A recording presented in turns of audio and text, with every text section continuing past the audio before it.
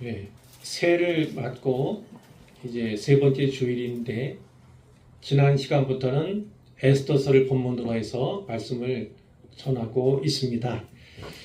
자, 우리는 종종 이렇게 여길 때가 있습니다. 하나님이 요즘 아무 말씀도 하지 않으신 것 같다. 혹은 기도해도 응답이 없다. 이런 얘기들을 종종 하기도 합니다. 그러나 오늘 성경은 우리에게 아주 중요한 사실을 분명히 가르쳐 주지요. 하나님의 침묵은 하나님의 부재를 의미하는 것이 결코 아니다라는 것입니다. 오히려 하나님의 침묵은 가장 깊은 준비의 시간이다라고 우리에게 가르쳐 줍니다. 지난 시간에 잠시 보았던 것처럼 에스더서에는 하나님이라고 하는 표현이 없습니다. 여호와라고 하는 하나님의 성호가 한 번도 등장하지 않습니다. 자, 여러 가지를 생각해 볼 수 있지만 분명한 그렇습니다. 이 포로되어간 땅에서 살아가는 것이 사실은 녹록지 않다, 쉽지 않다는 것입니다. 드러내놓고 하나님 섬기는 자라고 얘기할 수 없는 그런 조건과 상황 가운데 그들이 놓여있음을 우리에게 알게 해주는 것이죠. 그럼에도 불구하고 이 책은요, 하나님의 주권, 섭리, 주권은 많이 들었지만 섭리는 어떤 겁니까?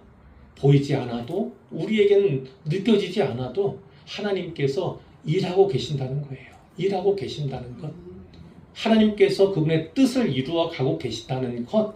모든 시간 주권자가 되어서 주관하셔서 그 시간대로 방법대로 그분의 뜻을 이루어 가신다는 것. 그것이 바로 하나님의 섭리인데 그 섭리가 가장 선명하게 드러나는 책이 바로 에스더서다, 이렇게 말씀을 드릴 수가 있습니다.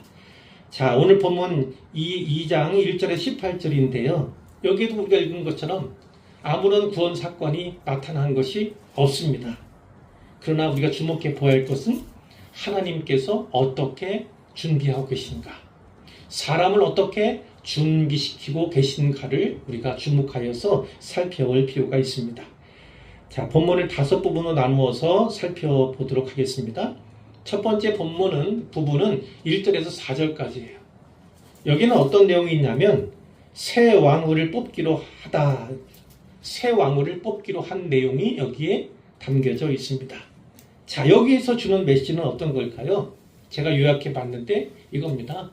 인간의 죄 또는 인간의 죄성과 하나님의 섭리를 여기서 말씀하고 있다, 이렇게 볼 수가 있어요. 자, 본문은 이렇게 시작합니다.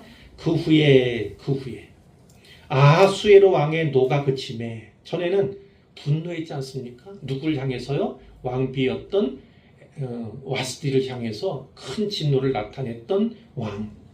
그래서 이 신하들의 조언을 들어서 결국은 그를 폐위시켰습니다. 내쫓았습니다. 그리고 변개하지 못하는, 결코 무르지 못할 법으로 조서를 내렸죠. 자, 시간이 흘렀습니다. 근데 그 시간이라는 것이 사실은 며칠 혹은 몇 개월이 아닙니다. 역사적으로 보면요, 이 그 후에는 약 3년간의 긴 기간이 들어있는 거예요. 3년. 그 3년이라는 기간 동안에는 무엇을 했을까? 아하수에로 왕이 페르시아 군사들을 몰고 가서 그리스와 전쟁을 치릅니다. 전쟁을 했어요. 2차례 전쟁을 했는데 한 번은 이기고 한 번은 졌습니다. 자, 본문에서는 그 후에, 그러니까 짧게 금방 얼마 전에 일어난 일처럼 보이지만 사실은 3년이라는 긴 시간이 이미 흘렀다라는 겁니다. 어쨌든 아하수에로 왕의 노가 그쳤어요. 시간이 지나니까 이제 진노가 가라앉았어요. 그러면서 생각하게 됩니다. 누구를요? 왕비였던 와스디를 생각합니다. 그리고 그가 행한 일, 그는 왕후를 말합니다. 왕후가 했던 일을 생각하게 되고, 또 그에 대하여, 왕후에 대하여 내린 조서, 자기가 내린 조서에 대해서 생각을 한다는 겁니다. 기억을 하고 회상을 했다는 거예요. 자, 아하수에로 왕의 감정은 어떻을까요? 후회였을까요? 아니면 그리움이었을까요? 그의 감정이 어떻든 간에 중요한 것은 결코 이제는 물을 수가 없다는 겁니다. 말씀드린 것처럼 변개할 수 없는 조서, 바꿀 수 없는 조서를 그가 내렸기 때문에 다시 와스티를 불러올 수는 없다는 것입니다. 자, 이와 같은 이 왕의 감정이나 혹은 사정을 신하들이 간파를 했습니다. 그래서 어떻게 합니까? 왕의 관심을 다른 쪽으로 좀 돌려야겠다. 이렇게 생각을 했던 것 같아요. 2절부터 4절까지의 말씀을 보시길 바랍니다. 왕의 측근 신하들이 얘기를 합니다. 왕에게 얘기합니다. 왕은 왕을 위하여 아리따운 처녀들을 구하게 하십시오. 아리따운 처녀 얘기하지요. 자, 어떻게 합니까? 전국 각 지방의 관리들에게 명령을 해서 아리따운 처녀를 수도인 수산으로 모아서 이 후궁, 이건 장소입니다. 후궁으로 드리게 하십시오. 그래서 궁녀를 주관하는 넷이 해계의 손에 맡기십시오. 몸을 정결하게 하는 물품을 주게 하시고 그 가운데 왕의 눈에 아름다운 처녀를 와스티를 대신하여 왕으로 삼으십시오. 이렇게 이야기를 한 겁니다. 나름 신하들로서는 전략을 세워서 왕에게 아는 거죠. 그런데 어떻습니까? 왕이 그 신하들의 말을 좋게 여겼다. 그리고 그대로 받아서 행했다. 성경이 이렇게 말씀하고 있습니다. 그런데 2절부터 4절까지의 말씀에 반복되는 표현이 있습니다. 잘 보시면 3번이나 반복되는 표현이 있습니다. 뭐가 있습니까? 뭐가 있어요? 2절에 보면 아리따운 처녀, 3절에 보니까 아리따운 처녀, 4절에는 좀 다르긴 하지만 아름다운 처녀. 이것이 여기에 요점입니다. 3번이나 반복된다는 건 아주 중요한 거예요. 그리고 분명히 말씀합니다. 왕후의 간택 조건 가운데 최상의 가장 중요한 조건이 무엇입니까? 바로 외모였다는 것입니다. 외모였다는 거예요. 그러니까 신하들은 어떻게 하는 거예요? 와스디가 아름다웠겠지만 와스디보다 더 아름다운 여자를 간택해서 왕에게 이제 왕후로 이제 세우도록 이렇게 조언을 한 것이 전략을 준 거고 왕이 따랐다는 것입니다. 자, 아하수에로 왕은 어떤 왕인가를 여기서도 볼 수 있어요. 1장에도 보았던 것처럼 매우 감정적이다. 감정적이다. 자기의 명을 왕후가 따르지 않았을 때 그를 폐위시켜버릴 만한 그런 왕이죠. 그리고 아름다운 여자를 좋아하는 그런 왕임에 틀림이 없어요. 그리고 또 하나 측근들의 말에 좌지우지되는, 그죠? 쉽게 흔들리는 우유부단한 인물임을 우리가 알 수가 있습니다. 그러니까 와스디를 폐위한 것도 그렇고 새 왕후를 간택하는 것도 그렇고 신하들의 말에 좌우된다 이렇게 볼 수가 있습니다. 그런가 하면 이 왕과 이 신하들은 이 여성을 어떻게 보고 있는가? 그것이 분명한 맥락 가운데 나타나죠. 여자가 어떤 존재입니까? 남성에게 즐거움을 주는 존재. 그 이상도 그 이하도 아니었음을 우리가 보게 되는 것입니다. 왕은 뭐든지 하고 싶은 것은 다 할 수 있는 존재예요. 윤리나 도덕 따위는 무관한, 윤리도 없고 도덕도 없는 그런 존재. 마음에 드는지 안 드는지 그것이 유일한 기준이 되는 또 이런 사회상 그리고 궁궐의 상황, 왕의 모습을 우리가 볼 수가 있는 거고요. 그것을 요새 말로 좀 더 심도 있게 이야기한다면 그런 겁니다. 젊은 여자들이 제국의 권력에 의해서 수집이 되고 선택이 되고 소비되는 뭐 이렇게 얘기할 수 있습니다. 제국의 폭력성 이런 것을 우리가 여기서 간파할 수가 있다는 겁니다. 성경은 이처럼 이와 같은 어떤 제도라든지 그리고 죄악된 결정들 이것을 결코 미워하지 않습니다. 두둔하지 않습니다. 그러나 성경이 분명히 말씀하는 건 하나님의 섭리는 인간의 모든 죄악보다 크다라는 것입니다. 모든 죄악을 초월할 만큼, 모든 죄악을 품을 수 있을 만큼, 그리고 완전한 해결책을 줄 수 있을 만큼 크다는 것이 성경이 우리에게 가르쳐주는 진리지요. 하나님은 죄를 결코 용인하지 않으십니다. 내버려두지 않으신다는 거예요. 죄에 대해서는 책임을 묻고 분명히 징계하신 하나님, 심판하시는 하나님이 우리 하나님이심을 우리가 분명히 기억해야 되죠. 그러나 하나님은 죄를 초월하시는 분이시다. 인간의 제도를, 인간이 만든 법을 초월하시는 분이 하나님이시다. 죄를 초월해서 자기의 뜻을 이루어 가시는 분이 하나님이심을 분명히 말씀해 주고 계십니다. 그렇기 때문에 놀랍게도 여기에 나타난 아하수에로 왕이라든지 또 신하들이라든지 이들의 전략과 이들의 결정이 하나님의 구원 계획의 출발점이 되는, 이 타락한 모습들, 죄악된 모습들을 오히려 구원 계획의 출발점으로 삼는 하나님을 우리가 볼 수 있다는 말씀입니다. 자, 두 번째 단락은요, 5절부터 7절까지입니다. 여기에 누가 나오냐면 모르드게와 에스더가 나오는데, 특별히 그들의 정체성에 대해서 이야기를 합니다. 자, 이것을 이제 하나님이 주신 메시로 살펴본다면 이런 겁니다. 포로의 역사 속에서도 이어지는 언약에 대한 겁니다. 포로 잡혀왔으면서도 그 가운데서도 하나님의 언약이 결코 끊어지지 않았다라는 것을 분명히 보여준다는 거예요. 자, 5절에 보니까 모르드게 얘기가 나옵니다. 도성 수산에, 그러니까 수도인 수산에 한 명의 유다인이 있었다. 유대 사람이다 라는 겁니다. 이름은 모르드게. 그에 대한 설명이 나옵니다. 그는 베냐민 자손이었다. 기스의 증손이었고 시므이의 손자였고 야일의 아들이었다. 그러면서 뭐라고 합니까? 전에 바벨론 왕 느부갓네살이 예루살렘에서 유다 왕 여고냐와 백성을 사로잡아 갈 때에 느부갓네살이 두 번째 예루살렘을 침공했을 때 이 왕이 잡혀갔어요. 많은 백성들이 또 끌려갔습니다. 바로 그때를 배경으로 하는데 모르드게도 함께 사로잡혔더라 이렇게 말씀하고 있습니다. 그런데 우리말에 모르드게도 이렇게 되어 있는 부분이 사실 히브리 원어에는 없어요.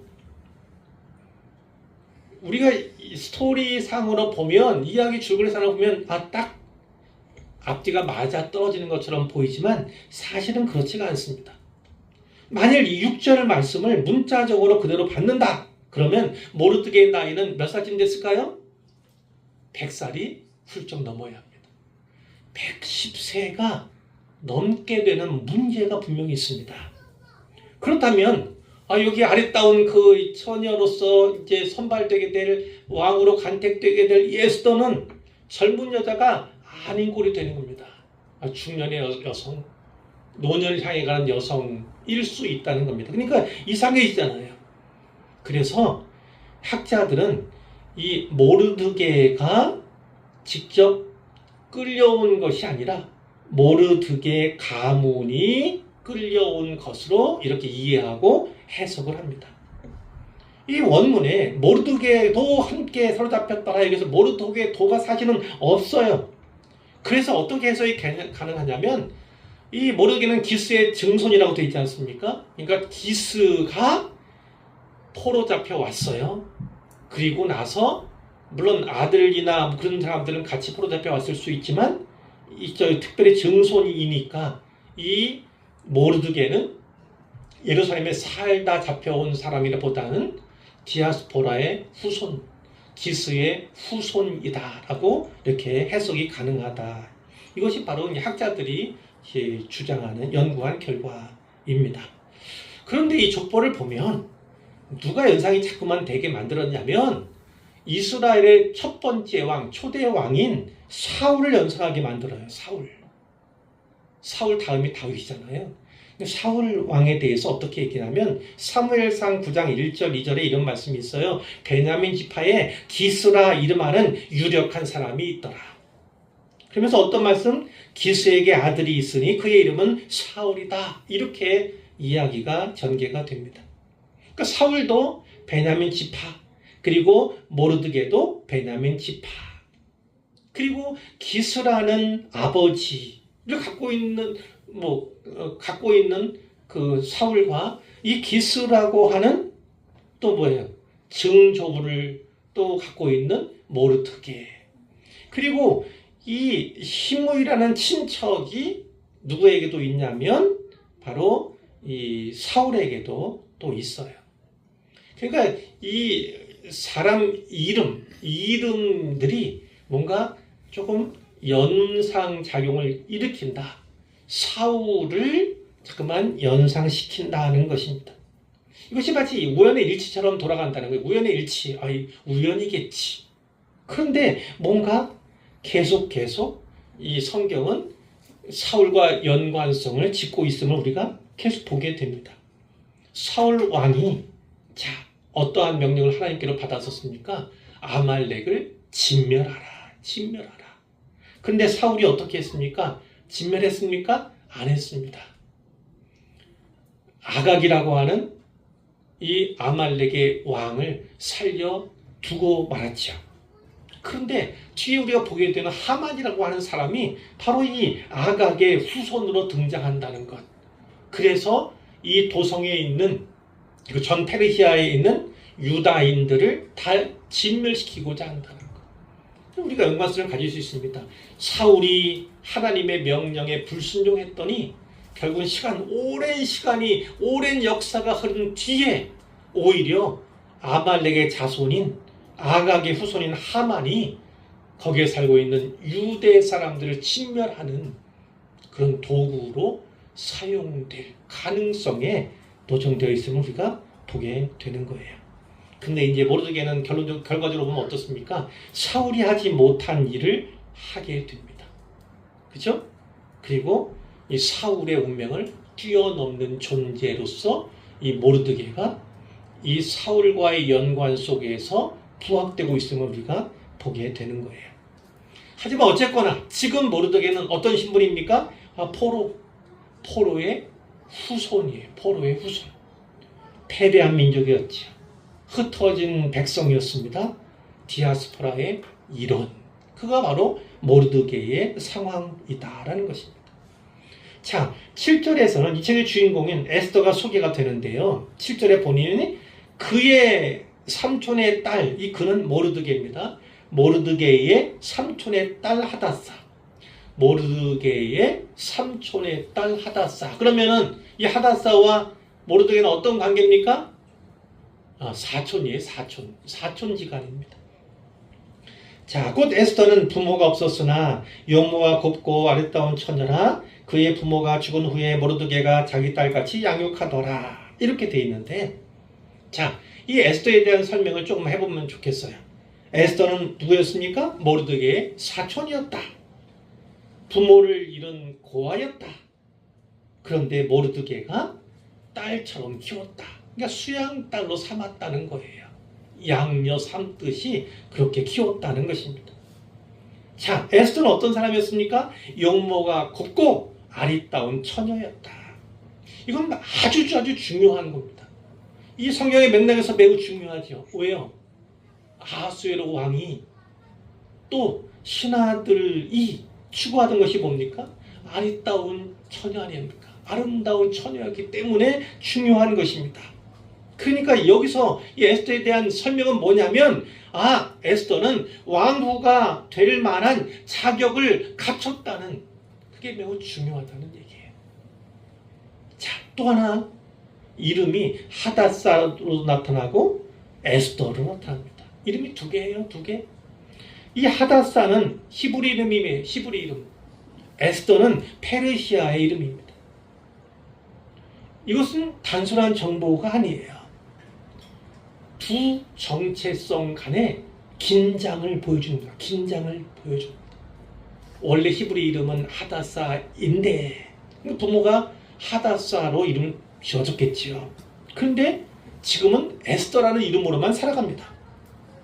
이 성경에도 하다사라는 이름이 더 이상 나타나지 않아요.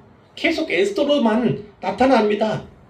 그러니까 이 두 이름이 주는 긴장은 어떤 것이냐면 겉으로는 페르시아 사람처럼 살아가지만 속으로는 여전히 하나님의 언약 백성이었다는 것을 분명히 보여주는 거예요. 자, 하나님 백성 비록 이방 문화 속에 살아가고 있지만 디아스포라의 정체성 속에 살아가고 있음을 보여주는 것이고요. 이름을 숨기죠. 뒤에 나오지만 신분도 숨길 수밖에 없습니다. 어떤 민족인지 종족인지를 말할 수 없어요. 그러나 하나님의 언약적 선택은 취소되지 않았다는 것이 아주 중요한 것이죠. 오늘날 교회도 마찬가지입니다. 우리는 세상 속에서 살아가죠. 세상 속에서 일하고 세상 속에서 경쟁합니다. 그러나 정체성은 결코 이 땅에 세상에 있는 것이 아니라 우리는 하늘에 있다. 하나님께 속해 있음을 분명히 말씀하고 있죠. 세상에 살아가고 있지만 세상에 속하지 않은 백성, 그것이 바로 그리스도인임을 분명히 믿으시길 바랍니다. 중요한 문장이 있어요. 모르드게가 자기 딸같이 양육하더라. 자기 딸같이 양육하더라. 이것이 왜 중요할까요? 왜? 에스더에게는 신부가 없다고 말씀드렸죠. 아마 일찍 돌아갔겠지요. 대신 누가 있습니까? 부모를 대신한 모르드게, 아버지 역할을 대신하는 모르드게가 있어서, 그래서 에스더가 하나님의 자녀로 성장할 수 있었던 것입니다. 하나님의 섭리는 패배한 민족, 흩어진 백성, 디아스포라, 이 현실 가운데에서도 다음 세대를 준비케 하셨다는 것이 중요합니다. 누가 쓰임 받았습니까? 모르드게와 같이 아비의 마음을 가진 믿음의 사람을 통하여 다음 세대가 준비되더라는 것이 매우 중요한 요점이죠. 자, 세 번째 단락은 8절에서 11절까지의 말씀입니다. 여기는 어떤 내용이냐면 왕후 후보자죠. 왕궁에 들어간 에스더에 대한 이야기입니다. 여기에 메시지는 뭘까요? 이겁니다. 내가 선택하거나 혹은 남에 의해서 선택받은 것이 아니다. 하나님이 배치한 것이다. 배치했다는 거예요. 그 자리에 있게 했다는 것입니다. 8절에 보니까 왕의 조서와 명령이 반포가 됐습니다. 처녀들이 도성수산에, 수도수산에 많이 모여서 해계수화에 나아가게 되었습니다. 이 사람들, 얼마나 많은 사람들이 모이지만 전국 각지에서 아름다운 처녀들이 선발되어서 궁녀를 주관한 넷이 해계수화에 속한 겁니다. 에스더도 이때 왕궁으로 이끌려 갔다. 이렇게 기록하고 있습니다. 자, 에스더가 왕궁에 가게 된 것은요, 자원한 것입니까? 자발적으로 간 겁니까? 결코 아닙니다. 우리 표현에는, 우리 이 번역에는 이끌려 가서, 그래서 손잡고 갔구나, 끌어당겨서 갔구나, 이렇게 오해할 가능성이 있지만 원어상으로는 그렇지 않습니다. 이건 끌려간 겁니다. 끌려갔어요. 그냥 얼굴이 너무 용모가 아리따고 아름다우니까, 그런 처녀니까 그냥 끌고 간 거예요. 붙잡아 간 거예요. 왕궁으로. 이미 왕의 조서와 명령이 반포가 되었으니까 그렇게 된 겁니다. 에스더의 의지도 아니었고 모르드게의 의지도 전혀 반영되지 않았던 거예요. 단지 아리따운 처녀를 다 수산으로 모아 후궁으로 들여라, 이 명령에 따라서 의지와는 상관없이 용모가 아름다웠기 때문에 왕궁으로 끌려온 거다는 것을 성경이 분명히 말씀해 주는 것이죠. 하나님은 종종 이렇게 일하십니다. 때로는 준비되기를 기다리지 않으실 때가 있습니다. 먼저 어떤 자리에 두실 때가 있어요. 그리고 그 자리에서 믿음의 사람으로 빚어가시는 방법, 이것이 하나님 일하시는 방법 가운데 하나이기도 합니다. 요점은 이런 거죠. 에스더가 뒤에 죽으면 죽으리라, 잘 아시잖아요. 그 결단이 있기 전에 하나님께서 주권적으로 역사하고 계신다는 것을 보게 되고, 그러나 하나님은 이 책에서 전혀 등장하지 않습니다. 보이지 않아요? 그게 뭐냐면 숨어 계신다는 거예요. 숨어 계신다. 우연을 가장해서 필연의 역사를 써가시는 것이 하나님의 방법임을 우리가 보게 되는 것이죠. 자, 이 통제할 수 없는 삶의 흐름이 있습니다. 그 흐름 가운데 본문이 반복해서 말씀하는 것이 있는데, 그것이 바로 은혜입니다. 은혜에 관한 얘기예요. 자, 9절 말씀에 보시면 해게는 어떤 사람이라고 되어 있어요? 궁녀를 주관하는 사람이죠. 담당은 자예요. 그 해게가 이 처녀를 좋게 보았다. 에스더를 좋게 보았다는 것입니다. 그리고 어떻게 합니까? 은혜를 베풀었다. 몸을 정결하게 할 물품과 일용품을 고주었다. 왕궁에서 의뢰 주는 7 궁녀를 주었다. 뭐 이렇게 표현되어 있기 때문에 사실 의뢰 주는 모든 궁녀에게, 모든 사람에게 다 줬구나, 이렇게 생각할 수 있는데 원어상으로는 조금 달라요. 그녀에게 선택된 7명의 시녀를, 그러니까 의뢰의 7명을 주는 게 아니라 그 중에서도 선택해서 7명을 주었다, 이렇게 이해가 가능한 것이고요. 또 에스더와 그 궁녀들을 후궁 아름다운 처소로 옮기더라, 이렇게 되어 있는데, 사실은 이 후궁 아름다운 처소, 후궁이 아름다운 처소인가, 후궁은 하렘 이렇게 얘기하는데 여기가 아름다운 처소인가 이렇게 생각할 수도 있지만, 사실 문맥상으로 보면 후궁이라고 하는 장소입니다. 그 후궁에서도 가장 좋은 곳으로 이 에스더를 옮겼다. 처소를 가장 좋은 곳에 두었다는 것이 이 앞에 처녀를 좋게 보고 은혜를 베풀었다는 것과 자연스럽게 연결이 되는 것을 우리가 보게 돼요. 해게가 에스더를 특별히 대접하고 있음을 얘기하는 거죠. 무슨 근거가 있어서 첫 보니까 너무 아름다워서 얘는 왕후가 될 만한 자질이 있다고 판단되어서, 물론 그럴 수 있습니다만 우리는 하나님께서 보이지 않는 곳에서 역사하고 계신다는, 이렇게 받을 수가 있다는 얘기입니다. 자, 근데 10절에 보니까 에스더가 자기 민족과 종족을 말하지 않았다. 유다인이라는 것을 얘기하지 않았다는 겁니다. 왜 안 했습니까? 모르드게가 명령하기 때문에. 결코 말해서는 안 된다, 말하지 말라 명령하기 때문에 그것에 순종했다는 거예요. 그가 자기를 수양딸처럼 키운 사촌 오빠의 말에 절대적으로 순종하였구나라는 것을 보게 됩니다. 자, 왜 모르드게는 이와 같은 조언을 했을까? 왜 유다인인 거 밝히면 안 된다, 이렇게 말을 했을까요? 아마 모르드게가 지혜가 있어서 가능성이 있습니다. 뒤에 보면 이제 다음 스토리지만 거기 보면 하만에 대해서 이 모르드게가 결코 호락호락하지 않은, 좋게 여기지 않는 그런 것이 분명히 나타났는데, 유다인인 것이 밝혀지면 혹시 왕으로 간택되는 이 상황에서 불이익을 받을 수도 있고 달리 위험에 노출될 가능성이 있었기 때문에 모르드게가 그걸 숨기라, 이렇게 명령한 것으로 볼 수가 있습니다. 자, 11절에 모르드게가 날마다예요. 후궁 뜰 앞으로, 거기에 누가 있습니까? 에스더가 있잖아요. 날마다 왕래했다는 겁니다. 거기를 뭐 하기 위해서? 에스더의 안부를, 이 안부는 히브리어로 샬롬입니다. 그가 평안한지 어떤지 샬롬을 묻기 위해서, 그리고 어떻게 될지 알고자. 그러니까 이 에스더를 떠나보내고 왕궁에 보냈는데 자기가 갈 수 있는 가장 가까운 곳까지 날마다 찾아간 거예요. 그러니까 모르드게가 얼마나, 어떤 마음으로 이 에스더를 걱정하고 있는지, 얼마나 에스더를 걱정하고 있는지, 그것을 분명히 우리에게 보여준다는 것입니다. 네 번째 단락은 12절부터 15절까지의 말씀입니다. 여기에는 왕후가 되는 절차에 대해, 아주 복잡한 절차에 대해서 기록을 하고 있는데, 자, 여기에 메시지는 어떤 겁니까?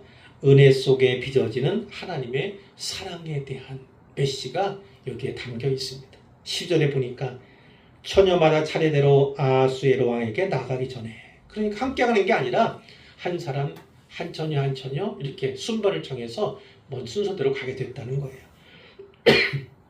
근데 그 전에 12달 동안 무엇을 하냐? 왕에게 나가기 전에 뭘 하냐? 여자에 대하여 정한 규례를 따랐다는 겁니다. 규례를 지켰다는 겁니다. 규례를 행했다는 거예요. 자, 그 12달 동안 뭐 했습니까? 6달은 모략 기름을 썼다. 나머지 6달은 향품 또는 여자에게 쓰는 다른 물품을 썼다.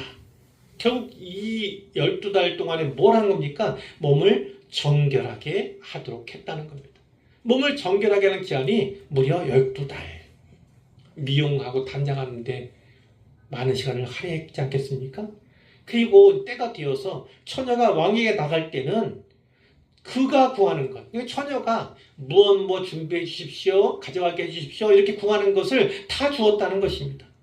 그래서 후궁에서 왕궁까지 가지고 갈 수 있게 했다. 14절에 보니까 저녁이면 갔다가 아침에는 둘째 후궁으로 돌아왔다. 이게 무슨 얘기하는 겁니까? 결국은 왕과 잠자리 했다 그 얘기 아닙니까? 그 자리에 있었다는 걸 얘기하는 겁니다. 돌아와서는 다른 내시의 수하에 속하고 또 왕이 그를 기뻐하여 그 이름을 부르지 아니하면 이제 왕이 이 사람이 얘가 좋다 이렇게 얘기하지 않으면 이제 계속 그 후궁에서 지내게 되는 거예요. 불러주면 그리고 왕에게 나가게 되는 그런 상황이었습니다. 자, 모르드게의 삼촌 쭉 있지만 누구 얘기냐? 결국은 에스더 얘기입니다. 에스더 차례가 됐어요. 왕에게 나가게 되었습니다. 근데 어떻게 했다고 합니까? 헤게, 그 내시가 정한 것, 그가 주고자 하는 것 외에는 다른 것을 구하지 않았다라고 그렇게 말씀하고 있어요. 자, 그럼에도 불구하고 모든 보는 자에게 사랑을 받더라 이렇게 말씀하고 있습니다. 그러니까 하나님 주시는 은혜, 아까는 직접적으로 은혜라고 하는 단어가 나타나요. 이 헤게가 좋게 여겼고 그리고 은혜를 베풀었다 이렇게 되어 있는데 이제는 모든 보는 자에게 사랑을 받더라. 모든 사람에게 사랑을 받더라 이렇게 성경이 기록하고 있는 거예요. 그런데 여기에 에스더 관련된 모든 행동 이것이 원문에는 다 수동태입니다. 수동태. 능동이 아니에요. 자기 자발적으로 능동적으로 했던 것이 전혀 아니다 이렇게 돼 있어요. 그러니까 이 에스더라고 하는 사람이 어떤 성격을 가졌는가? 매우 수동적인 사람이다.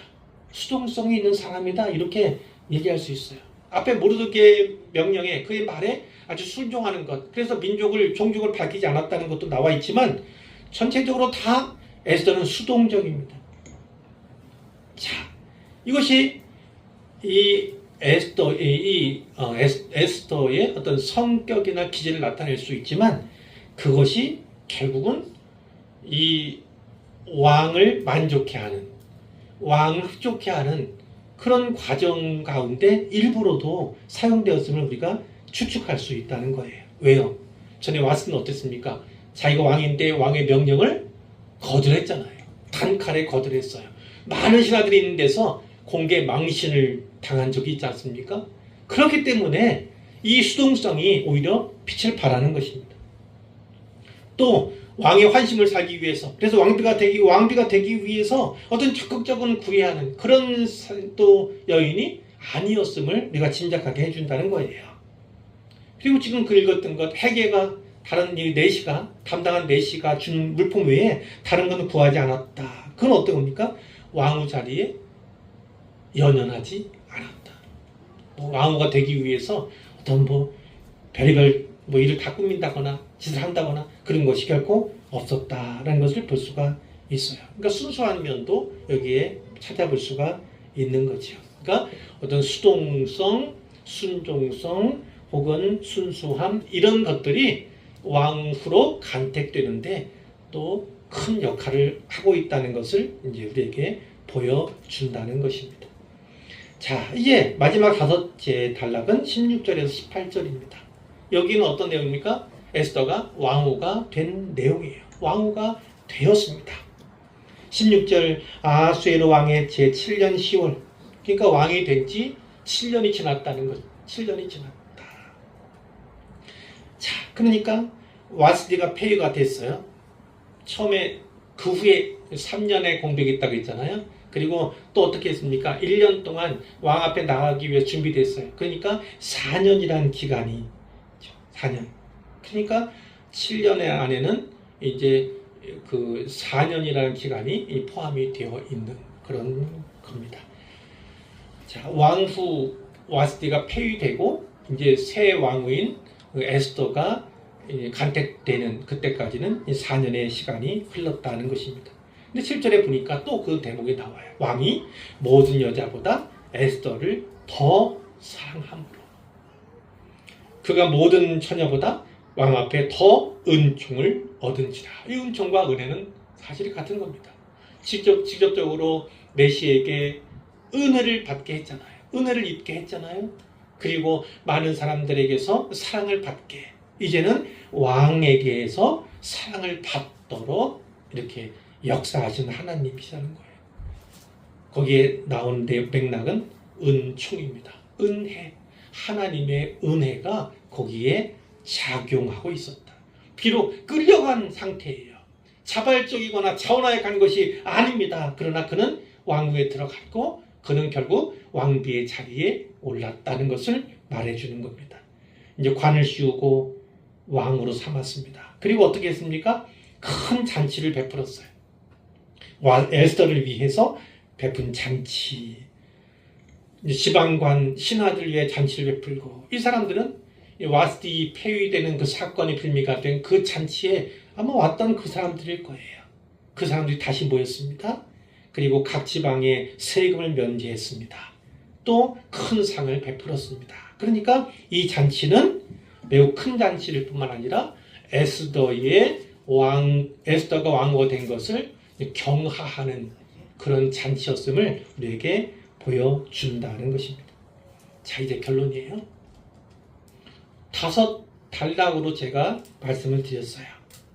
새 왕을 뽑기로 결정했을 때는 인간의 죄 혹은 죄성, 거기에 나타나는 하나님의 섭리에 대해서 말씀을 드렸어요. 2번째, 모르드게와 에스더에 대해 이야기할 때 특별히 정체성에 대해 집중했는데, 포로의 역사 속에서도 하나님의 언약이 이어졌다는 것을 말씀드렸고, 3번째, 왕후의 후보로 왕후에 들어간 에스더 설명하면서 자발적인 선택도 아니었고 남들에게 타이한 선택이었지만, 그러나 그것을 뛰어넘어 하나님께서는 에스더를 배치시켰다. 어디에 배치시켰다? 제국의 심장부에, 제국의 중심에 에스더를 배치시켰다는 것입니다. 4번째는 왕후가 되는 절차에 대해서 나누었어요. 근데 그 절차마다 뭐가 있었습니까? 하나님의 은혜가 있었다. 사람들에게 은혜를 입고 은총을 받게 하는 것은 바로 하나님의 숨겨진 역사였다고 이렇게 볼 수 있죠. 그리고 결국 왕후가 되었다. 왕후가 되어 그 왕궁에 있으면서 왕후의 자리에 있게 된 것은 하나님께서 다음에 쓰실 구원 사역을 위한, 구원 계획을 위한 준비였음을 성경이 분명히 보여준다는 것입니다. 이처럼 계속되는 가운데 우리가 주목할 것은 바로 우연입니다. 우연. 하나님이 등장하지 않고 그분의 이름이 나타나지 않은 성경이 바로 이 에스더 서이지만, 마치 우연과 같은, 그리고 일상 속에서 벌어지는 어떤 것들, 사소한 것과 같이 보여지는 그 속에서 결국은 뭐가요? 하나님의 필연적인 사역이 나타나더라는 것입니다. 어느 부분, 한 부분, 우리 인생도 마찬가지예요. 인생의 어떤 부분, 한 부분을 보면 하나님은 참 침묵하실 때가 많다. 이런 생각을 가질 때가 많이 있죠. 그것은 곧 우리의 상황이 고난 가운데 있거나 어려움 속에 있을 때에 느끼는 겁니다. 일상적인 삶 속에서는 뭐 그렇게 느낄 때가 거의 없죠. 그러나 고난 속에서 하나님께 간절히 나가고 부르짖고 매달릴 때, 그래도 불구하고 하나님이 응답하시지 않거나 그러면 어떻게 됩니까? 우리 안에서 뭔가 일어나지 않습니까? 왜 하나님은 침묵하시는가? 왜 속히 도와주시지 않는가? 이 상황을 바꿔주시지 않는가? 왜 기도에 응답하시지 않는가? 여러 가지 생각들이 많이 있어요.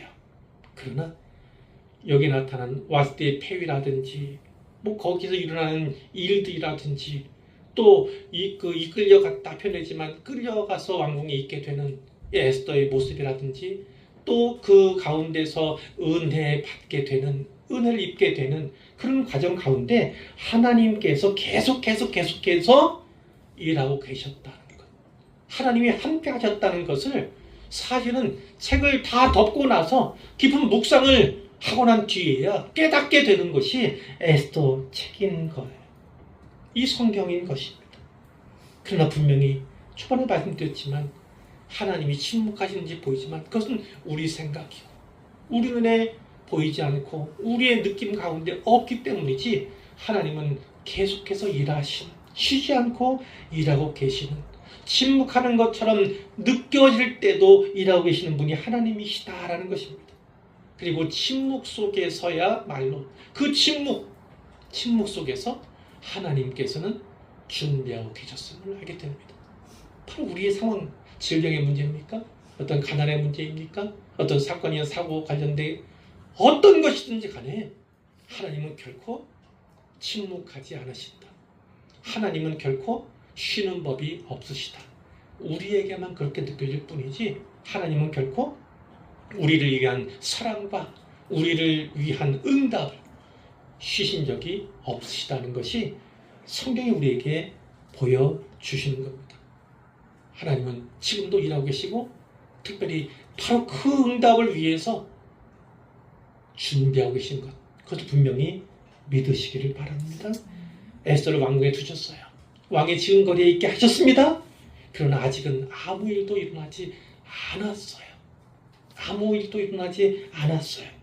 그러나 다음 시간, 그 다음 시간은 더더욱 하나님이 왜 이 에스더를 왕궁에 있게 하시고 이 왕후의 자리에 있게 하셔서 왕에게 나아갈 수 있는 그 자격을 갖추게 하셨는가에 대한 분명한 뜻을 발견하게 됩니다.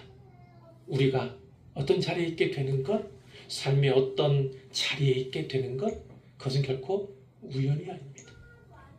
하나님은 그 자리에서 우리를 준비시키십니다. 그리고 하나님께서 하실 일들을 분명히 이루시는데 그 자리가, 거기에 있는 내가 반드시 필요하시고 그래서 준비시키는 것임을 분명히 믿으시기를 바랍니다. 아직은 보이지 않아도 분명히 하나님께서 여기에 여러분을 있게 하시고 그리고 이 처소에서 예배하게 하신 그 이유가, 목적이, 뜻이 분명히 있을 것을 반드시 믿으시기를 바랍니다.